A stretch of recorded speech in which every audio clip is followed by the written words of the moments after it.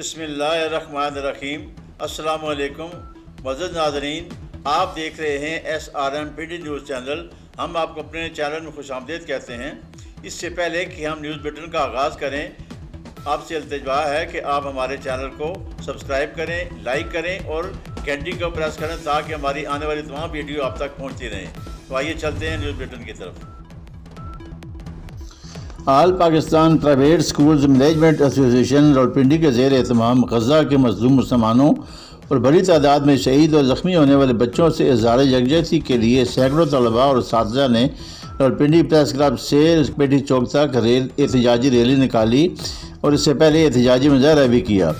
Rally اور مظاہرہ میں ایپسما شمالی پنجاب کے صدر ابرار احمد خان کے علاوہ ڈویژنل صدر ایپسما قاضی نور الحسن، شاہ لطیف، کلر ریٹائرڈ فواد حنیف، عامر انور، آغا شاہ مقصود، مسز سکینہ تاج، فواد بخاری، عدنان نثار، وسیم سیفی، امجد زیب، راجہ آصف محمود، نیر کمال، محمد پرویز، توقیر شاہ، اظہر محمود، نعیم اکبر، عبید الرحمن، شکیل اختر، شاہد یوسف، متین احمد، راجہ نعمان قمر، ڈاکٹر اعجاز، راجہ ثناء اللہ، حافظ محمد یاسین، مبشر احمد اور دیگر نے شرکت کی اور قیادت بھی کی۔ ایپسما شمالی پنجاب کے صدر ابرار احمد خان نے اپنے خطاب میں غزہ کی کشیدہ صورتحال پر آرمی چیف کے بیان کا خیر مقدم کیا اور کہا کہ سید عاصم منیر آگے بڑھ کر مسلم دنیا کے جذبات کی ترجمانی کرتے ہوئے جنگ بندی اور غزہ کے متاثرین تک خوراک، پانی، ایندھن اور ادویات کی فراہمی میں اپنا کردار ادا کریں۔ پوری قوم ان کے ساتھ کھڑی ہے۔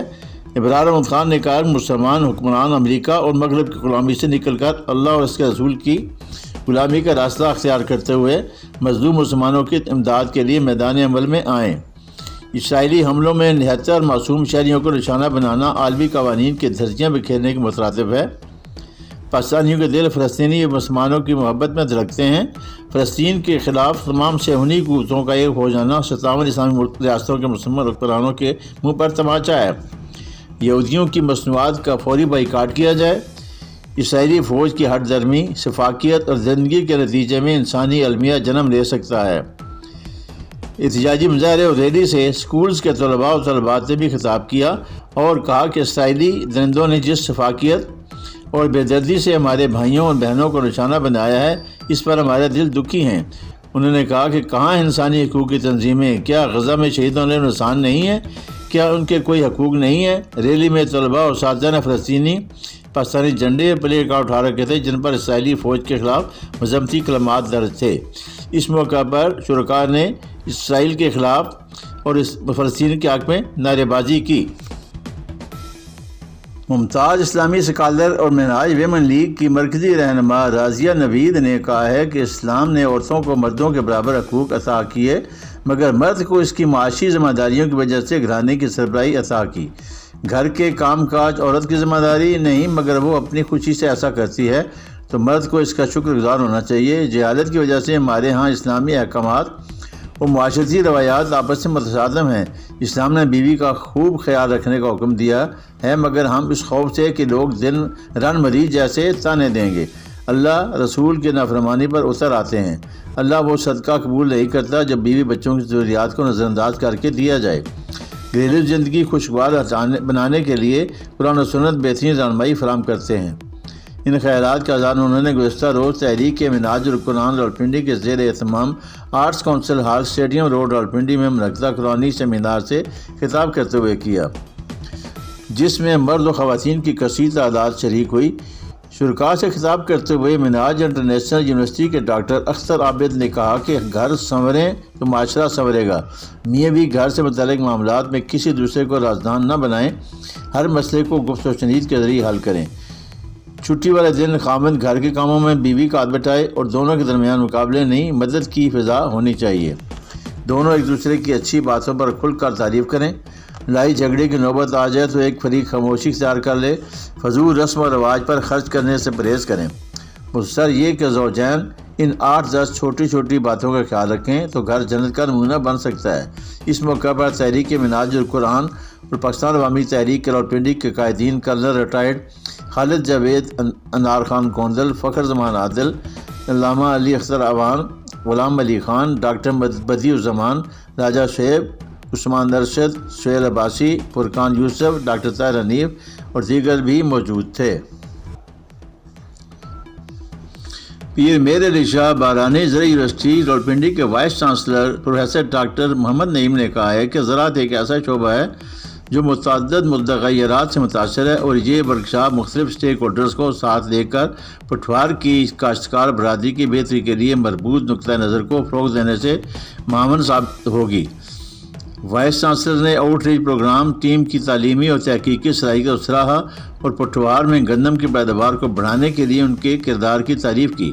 ان خیرات کا اظہار انہوں نے یونیورسٹی میں جاری 3 روزہ پائیدار زرعی پیداوار اور پٹوار میں اس کی ویلیو ایڈیشن ورکشاپ کی اختتامی تقریب سے خطاب کرتے ہوئے کیا، جس کا انعقاد شعبہ پلانٹ پیتھالوجی اور زراعت نے دفتر برائے تحقیق، اختراع اور کمرشلائزیشن اور یونیورسٹی کی آؤٹ ریچ پروگرام ٹیموں کے تعاون سے کیا، جس کا مقصد شرکاء کو عملی مہارتوں، علم اور معلومات سے راستہ کر کے زراعت میں پائیداری اور خود کفالت کو فروغ دینا تھا۔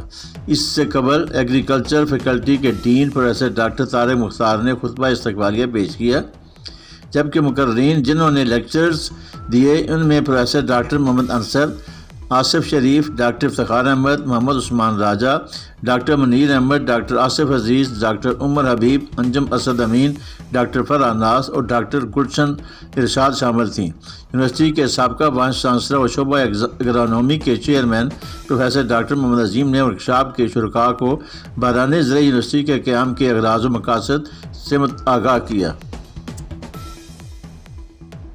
استحکام پاکستان پارٹی کے ترجمان و سابق صوبائی وزیر اطلاعات و جیل خانہ جات پنجاب فیاض الحسن چوہان نے الیکشن کمیشن کی جانب سے استحکام پاکستان پارٹی کو عقاب یعنی شاہین کا انتخابی نشان ملنے پر پارٹی قائدین اور کارکنوں کو مبارکباد دیتے ہوئے کہا ہے کہ استحکام پاکستان پارٹی کی اعلیٰ قیادت سے لے کر ہر فرد تک عقابی اوصاف کے ساتھ پاکستان کی تعمیر، ترقی اور استحکام کے لیے اپنا کردار ادا کرنے کا عزم رکھتا ہے۔ عقاب کی طرح کی اعلیٰ اوصاف کے ساتھ ذاتی مفادات کے بجائے پاکستان کی بقا کی جنگ لڑیں گے اور عقاب کی طرح گھٹیا اور ذاتی مفادات کی سیاست سے گریز کر کے پاکستان کو عظیم تر بنانے کی جدوجہد کریں گے۔ انہوں نے کہا کہ تحریک انصاف کے عزائم بے نقاب ہونے کے بعد بڑی تعداد میں سیاسی شخصیات کی استحکام پاکستان پارٹی میں شمولیت اس بات کی مظہر ہے کہ محب وطن قوتیں ایک پلیٹ فارم پر جمع ہو رہی ہیں اور ماضی کی طرح سیاسی غلطیوں کے ازالے کے لیے پوری طرح پرعزم ہیں۔ استحکام پاکستان پارٹی ملک میں معاشی و سیاسی استحکام، امن و امان کے قیام اور پاکستان کی تعمیر و ترقی کی بھرپور صلاحیت رکھتی ہے۔ چیئرمین امن کمیٹی سفیر امن معروف مذہبی اسکالر علامہ پیر سید اظہار بخاری نے کہا ہے کہ امت مسلمہ کے مابین مذہبی اتحاد اور بیرونی خطرات سے نمٹنے کے لیے اتحاد ضروری ہے۔ اسرائیل کو جارحیت سے نہ روکا گیا تو پھر کسی کی بھی خیر نہیں ہوگی۔ پائیدار امن کے لیے امت مسلمہ کا اتحاد و جہاد وقت ہی نہیں وقت کی ضرورت ہے۔ جو اتحاد وقت پر کام نہ آیا اس اتحاد کا کوئی فائدہ نہیں۔ اتحاد کی فضا قائم کر کے ہم کسی پر احسان نہیں کریں گے۔ فلسطین سے یکجہتی کے لیے ذہن سازی کی ضرورت ہے۔ اسرائیل کے نہتے معصوم بچوں پر حملوں کی بڑھتی ہوئی وبا پورے عالم اسلام کے لیے پریشان کن ہے۔ ان خیالات کا اظہار انہوں نے علامہ عارف واحدی، حافظ اقبال رضوی، پیر سید عطا اللہ شاہ بخاری، عتیق الرحمان شاہ کے ساتھ قیام امن پر عالمی صورتحال پر تبادلہ خیال کرتے ہوئے کیا۔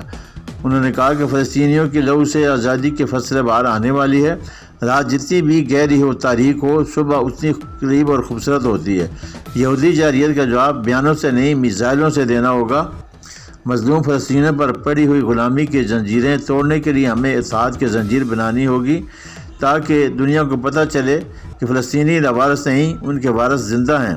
ان سے اظہار یکجہتی کا یہ مطلب نہیں کہ ہم ان سے صرف ایک دن کے لیے پیار کرتے ہیں، بلکہ ہماری ایک دن کی قوت سے یہودی سارا سال خوفزدہ رہتے ہیں۔ سلامتی کونسل بیت المقدس کے موقع پر ڈٹ جائے، اسلامی دنیا اسرائیل کا اقتصادی بائیکاٹ کر دے تو اسرائیل کو لینے کے دینے پڑ جائیں گے۔ امریکی غلامی کی ٹوکرے میں باجرے کا دانہ جس نے ہماری آزادی مقید ہو کر رہ گئی ہے۔ اسلامی ممالک کے سربراہ بیت المقدس کا دفاع کریں۔ امریکہ نے اسرائیلی جارحیت کی حمایت کر کے ثابت کر دیا ہے کہ وہ صرف دہشت گردوں کا حامی ہے۔ امریکہ کو جتنا بھی خوش کرو کبھی خوش نہیں ہوگا۔ امریکہ کو خوش کرنے کے لیے جتنی طاقت صرف کی جا رہی ہے اتنی محنت ہم اسلامی ممالک کو متحد کرنے میں لگائیں تو اس کے بہتر نتائج سامنے آ سکتے ہیں۔